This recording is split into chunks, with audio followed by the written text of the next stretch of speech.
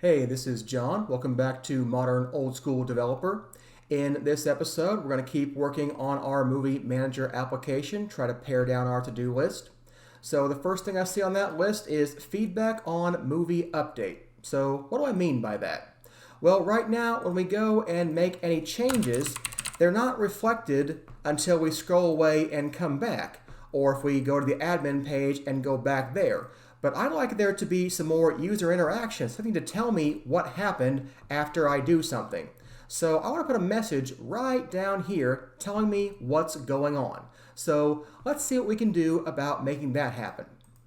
So Formic can actually help us out because there is a piece of state on Formic called the status state, and we can use that for whatever purpose we want, but mainly we'll keep track of what happened with our form submissions.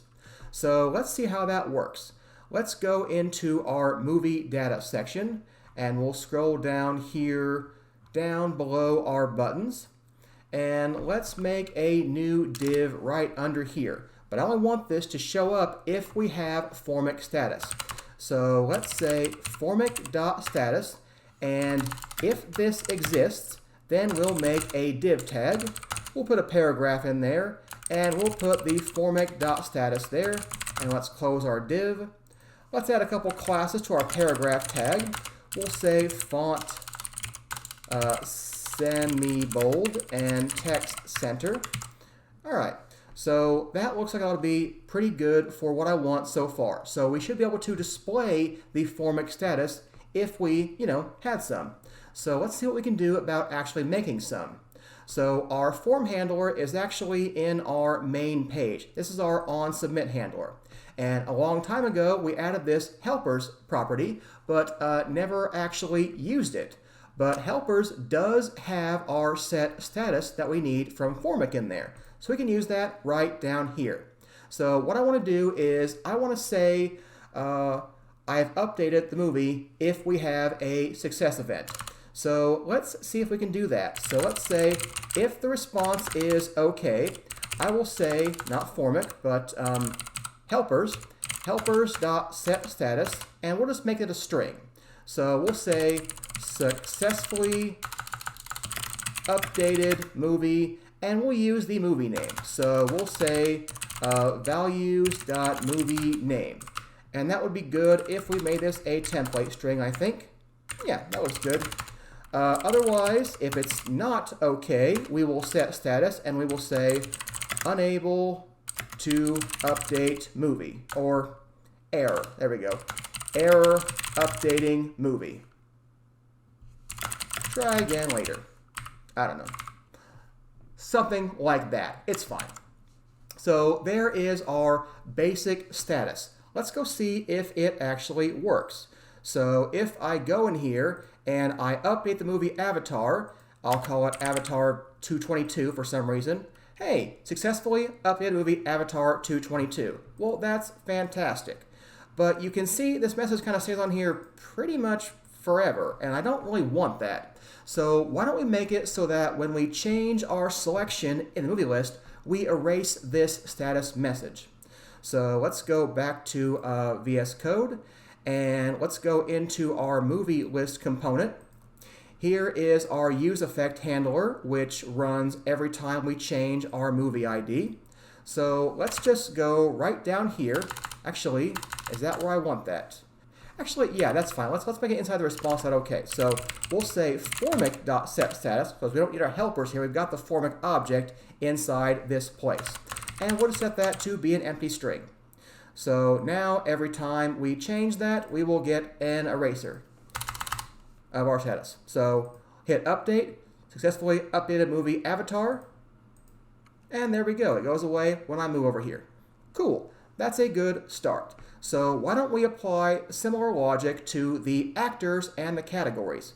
Let's start with actors. If we go in here to our actor selector component, and let's see here, it's going to be right up here on update actor. So what I want is the actor's name. Do we have that? No, all we have is the ID. So we need to get the actor's name. So let's start off by finding the actor's name. So inside our state data, we have what is that? The actors available, and that's an actor type. So we can use that to find our actor name based on the ID. And we use a filter to get that. So we'll say const actor name equals, do we have state? Yeah, we do. So state dot actors available dot filter, and we'll say actor is going to be if the actor dot ID equals the ID we passed in. And a filter is going to return an array, but there'll only be one object in this array. So we'll say it's the 0th array. And finally, I need the name property. So, all right, so that should be good. So we now have our actor name. So under here, if our response is OK, let's set our message. Let's say formic.setStatus, and the status will be a template string, successfully added, and we'll say actor name to movie. Did I misspell that? I did. Actor name to movie. I want the movie name too. Do I have that? No, we don't. We can get it from the data property though. So let's get that real quick. If I go into my state, no, I want my API. I can make this the type for that data. And now I'll be able to do, what am I doing? There we go, data.name. So there we go. So we have now successfully added actor name to the name of the movie. So otherwise, we'll say formic.setStatus. It's just going to be error updating actor. I don't know, kind of generic, but it's fine for now. So that should be good for that. So why don't we move on to the category? So where's our category selector? It's going to be very similar to our actor selector.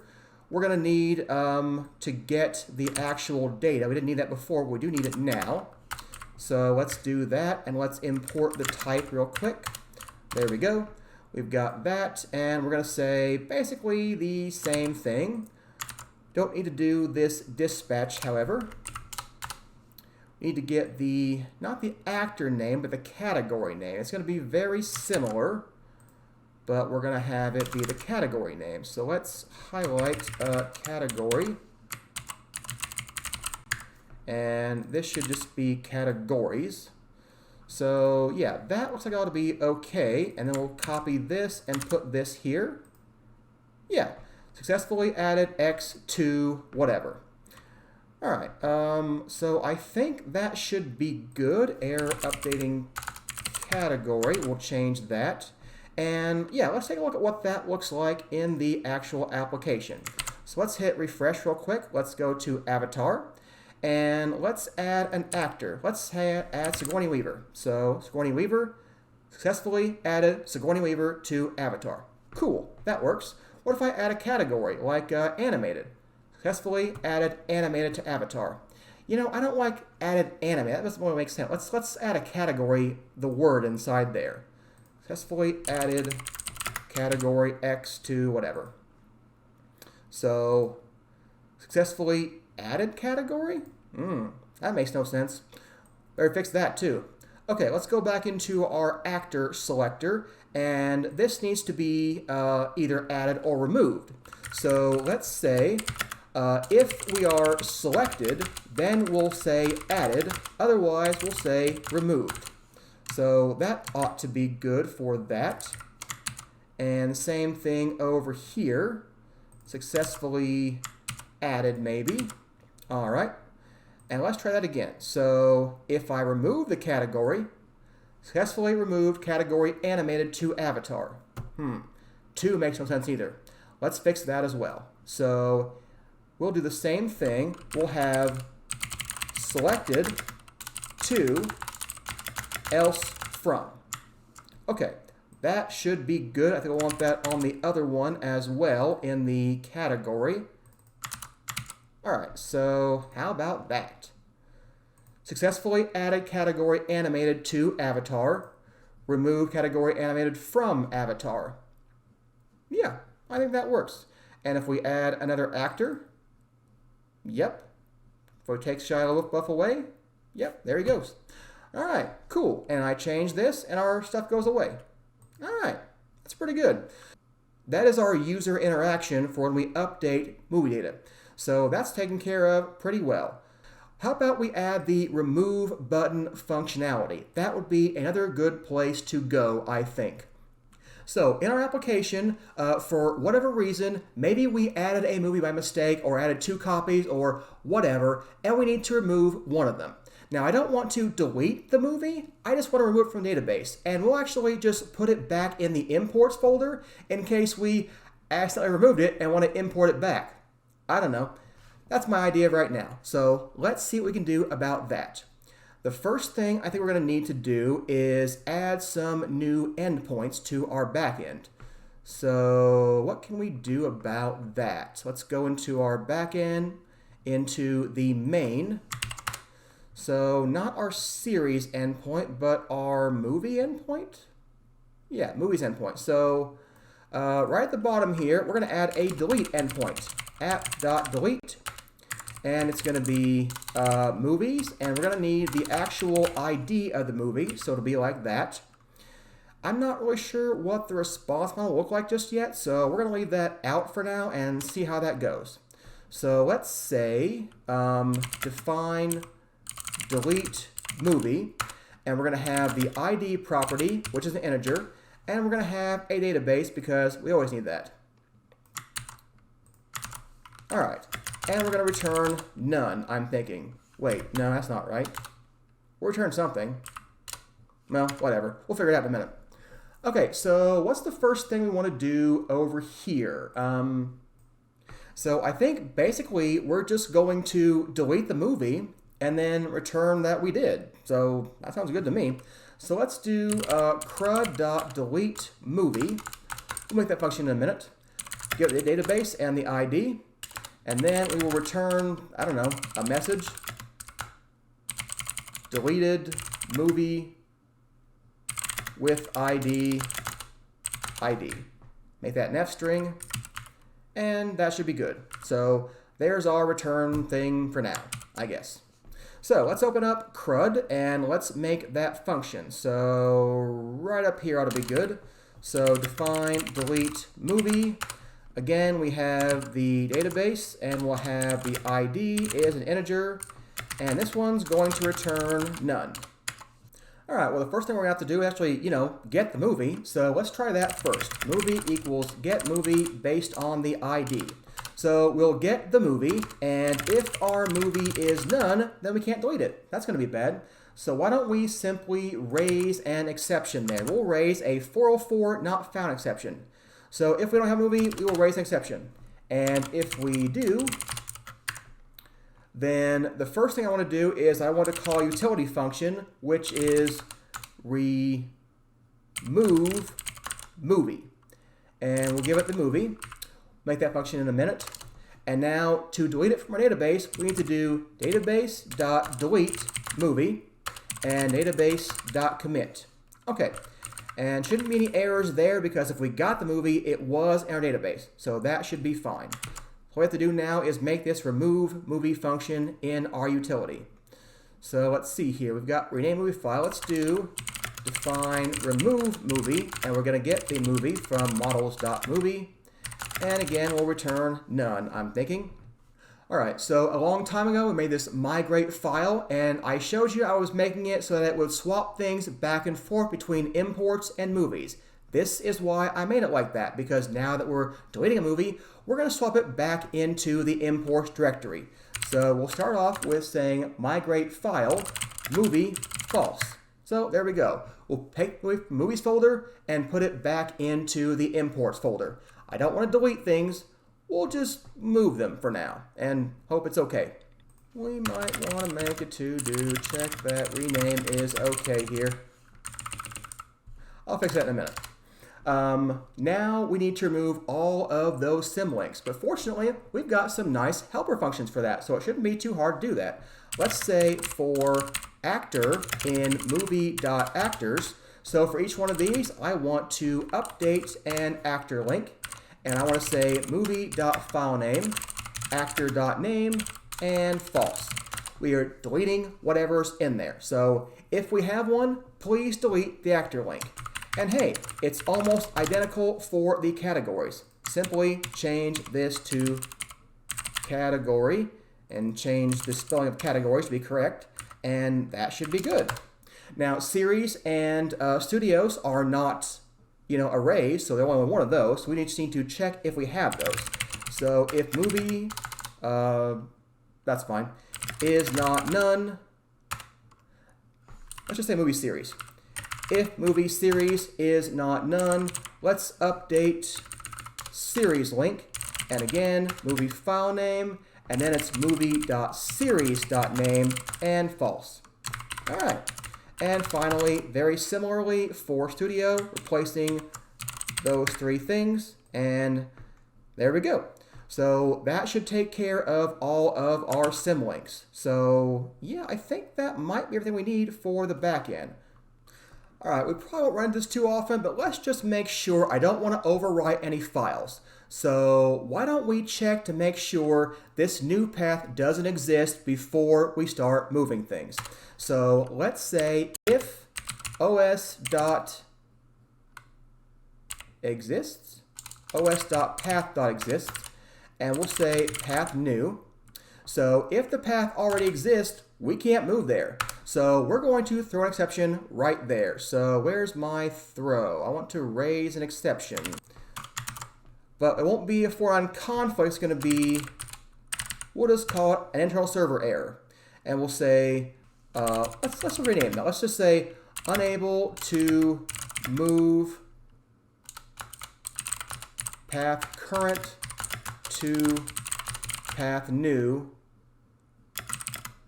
as it already exists. All right, so that's pretty good, I think. So now we won't have any problems with renaming, I hope.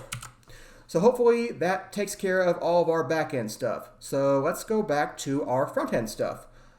We need to go make that remove button do something. All right, so here is our remove button. Let's make an onClick handler for it. So onClick is going to be on remove movie. Okay, and we'll go make that function somewhere up here, maybe here.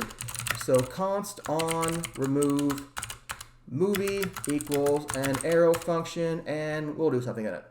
All right, that's a good start. So the first thing we need to do is make sure we have a selected movie. So let's say if formic.values.movieid, if that exists, then we can continue. Otherwise, we won't do anything.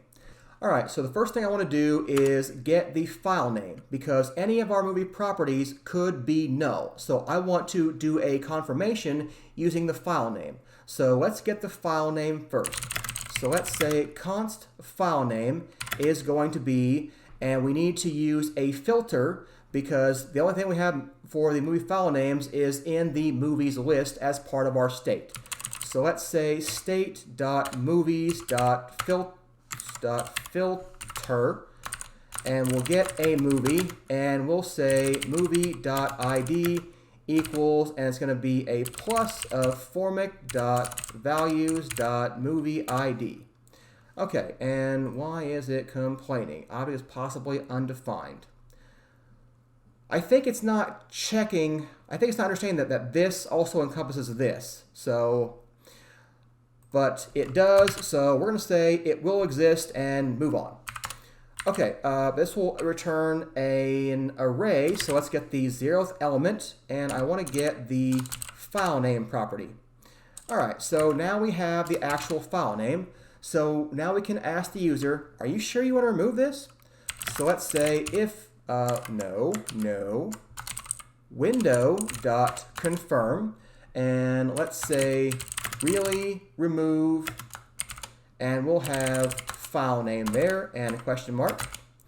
All right, so if we really want to do this, the next step is to call that API.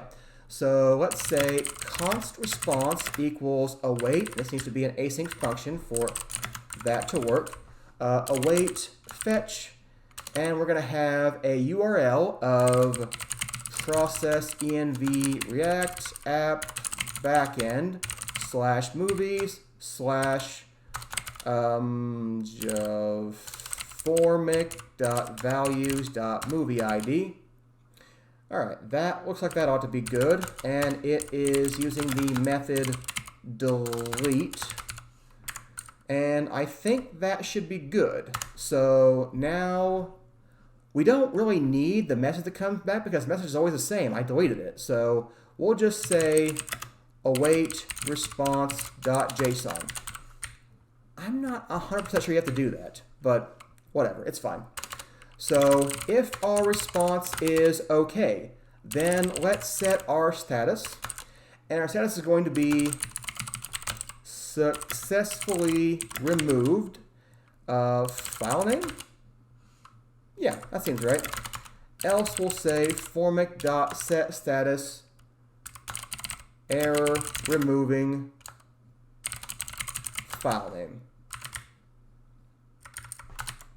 Okay, so yeah, I think that should be good. So let's see if all those things actually work. So if we go in here and I'll hit refresh, and let's say I don't want this in here anymore. So let's hit remove, and it asks me, really remove Dark Knight Trilogy. If I hit cancel, didn't do anything, that was okay. If I hit OK, what happens? Successfully removed this long file name. Cool, that looks good. So did it actually do that? Let's go into our terminal and check that out. Here's our terminal, go into the database. So if I look at imported, hey, the imports, there's our movie. And what about if I look for begins? The only place it exists is in the imports folder. So it removed it from the Warner Brothers category, Dark Knight Trilogy, removed it from Christian Bale. So yeah, so in fact, actors, hey, Christian Bale, no longer even a category folder in there. And that's perfect. So if we made a mistake, let's go back in here and let's import movies. Hey, imported 1 movie files. And we can just update this again. So there we go. We'll say delete all this information, and we'll delete all this stuff, and we'll update that. And Warner Brothers and Dark Knight Trilogy 1. We'll add Christian Bale, and we'll add action. And what do we have now? I click on imports, not there anymore. But there's our Dark Knight Trilogy 1, Batman Begins. And actors, yep, Christian Bale is back. Perfect. I'm thinking everything there works. So that crossed 2 things off our to-do list today, which is pretty nice. We're getting a lot closer to having a 1.0 release. It's super close, in fact. All right, well, hope you enjoyed today's episode. If you did, don't forget to hit that like button and subscribe to the channel, and I will see you next time, where we will do one of these, I guess. I don't know. See you then.